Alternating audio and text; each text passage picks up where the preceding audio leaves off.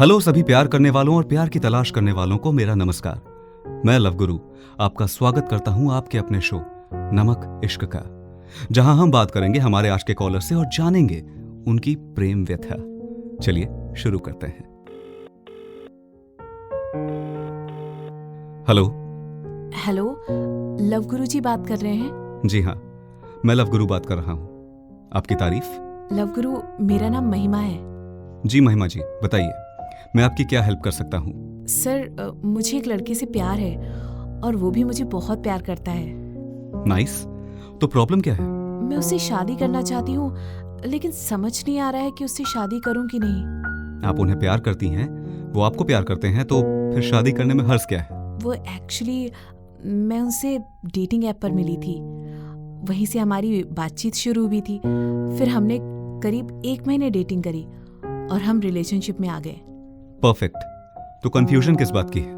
Confusion ये है कि हम डेटिंग ऐप पे मिले, तो आई एम कंफ्यूज। वो बोलते हैं ना that he is right person, तो मैं वो डिसाइड नहीं कर पा रही।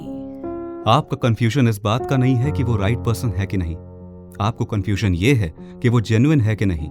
आप भले ही उन्हें कितने भी लंबे वक्त से जानती हूँ, लेकिन एक बात जो आपको कंफ्यूज किए है वो है कि आप दोनों डेटिंग ऐप पे मिले हैं। आपको लगता है कि शायद वो किसी और लड़की को भी डेट कर रहा हो। After all there are lots of options there. Am I right? हाँ, शायद यही वजह है। ये आपकी अकेले की प्रॉब्लम नहीं है। ऐसे बहुत से लोग हैं जो डेटिंग ऐप पर मिलते हैं और उन्हें एक दूसरे से इश्क हो जाता है, लेकिन उन्हें उस रिलेशनशिप को आगे बढ़ाने में डर लगता है या वो हिचकिचाते हैं सिर्फ इसलिए क्योंकि वो डेटिंग ऐप पर मिले हैं। मैं भी यही सोच सोच कर परेशान हो रही हूँ और समझ नहीं पा रही हूँ कि क्या करूँ। उससे शादी के लिए पूछूं या अभी जैसा रिलेशन चल रहा है वैसा ही चलने दूं। आपको जो उलझन है, जो कंफ्यूजन है, हो सकता है वही कंफ्यूजन आपके बॉयफ्रेंड को भी हो सकता है उनके मन में भी वही डाउट हो जो आपके मन में है। आफ्टर ऑल आप भी इन्हें डेटिंग ऐप पर ही मिली थी। हाँ, वो भी है, लेकिन उससे मिलने के बाद मैंने डेटिंग ऐप इंस्टॉल कर दिया, लेकिन उसने किया नहीं किया ये नहीं मालूम। देखिए, डेटिंग ऐप बने तो इसी पर्पज से थे, दो अजनबियों को मिलाने के लिए, लेकिन लोगों ने उस डेटिंग ऐप को मीटिंग ऐप बना दिया, जहां अब मैक्सिमम लोग हुकअप पर्पज से ही आते हैं। आई नो सब ऐसे नहीं होते हैं। आज भी कुछ लोग हैं जो डेटिंग ऐप पर अपने उस खास को ढूंढते हैं जिसके साथ वो जिंदगी बिताना चाहते हैं, जैसे आप। वैसे आपने अपने बॉयफ्रेंड से इस बारे में बात करी थी। इनफैक्ट मैंने खुद उसके फोन से ऐप इंस्टॉल करा था। हक जताना शुरू कर दिया है आपने? नॉट हक, लेकिन हाँ, वो मुझे अपना सा लगता है। यू नो, एक होता है कोई खास जिसे आप अपनी हर बात शेयर कर सकते हैं। उसके सामने आप कैसे भी रह सकते हो, उसे आपके बारे में सब मालूम होता है और उसे इस बात से कोई फर्क नहीं पड़ता है कि वो आपको हर वे में एक्सेप्ट करता है। वो वैसा ही है। आप अपने प्यार को लेकर इतना श्योर हैं, तो फिर शादी करने से कैसी हिचकिचाहट? आपने अपने बॉयफ्रेंड से कभी इस बारे में बात करी? नहीं लव गुरु, कई बार सोचा कि मैं उससे बात करूं, लेकिन फिर हर बार एक ही ख्याल आया कि वो क्या सोचेगा, कहीं कुछ गलत ना समझ बैठे, बात का बुरा लग गया तो। धारणा, परसेप्शन सबसे ज्यादा हानिकारक होती है एक रिलेशनशिप में। कि वो क्या सोचेगा, कहीं बुरा लग गया तो, कहीं मुझे गलत समझ लिया तो। इसी ओवर थिंकिंग के चक्कर में हम ज्यादातर बातें अपने साथी को बता ही नहीं पाते और अंदर ही अंदर घुटते रहते हैं। आप बिल्कुल बिंदास होकर उसको बोलो जो बोलना है, फिर देखो वो सामने से क्या कहता है। रिश्तों में ट्रांसपेरेंसी बहुत जरूरी होती है। You are right. एक्चुअली इतने सारे थॉट्स आ रहे थे, जा रहे थे, मैं डिसाइड ही नहीं कर पा रही थी कि क्या करूं। मुझे उसी से बात करनी चाहिए इस बारे में। एब्सोल्युटली, आपको उनसे ही बात करनी चाहिए थी। और अगर आप दोनों एक दूसरे से इतना प्यार करते हैं तो फिर बात करने में तो कोई झिझक होनी ही नहीं चाहिए। झिझक नहीं है, वो ना बहुत कम बोलता है।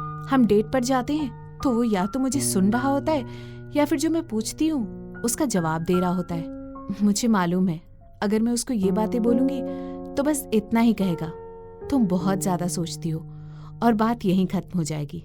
इसलिए नहीं बोलती। आप कंफ्यूज नहीं, बहुत ज्यादा कंफ्यूज हैं। आप जिस प्रॉब्लम को मेरे साथ शेयर कर रही हैं, आपको उसका सॉल्यूशन पहले से पता है।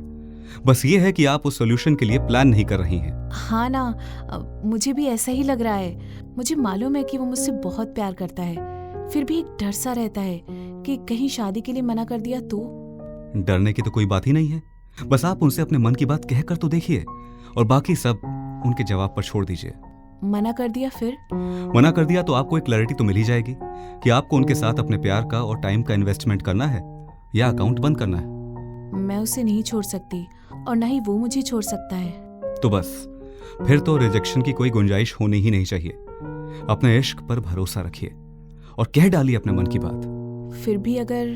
बस और मत सोचिए, आप सोचती बहुत हैं, इसीलिए आप कंफ्यूज हैं। इश्क में कभी कभी सिर्फ दिल से ही काम लेना चाहिए। अब सबसे पहला काम आपको क्या करना है? उसे फोन करना है।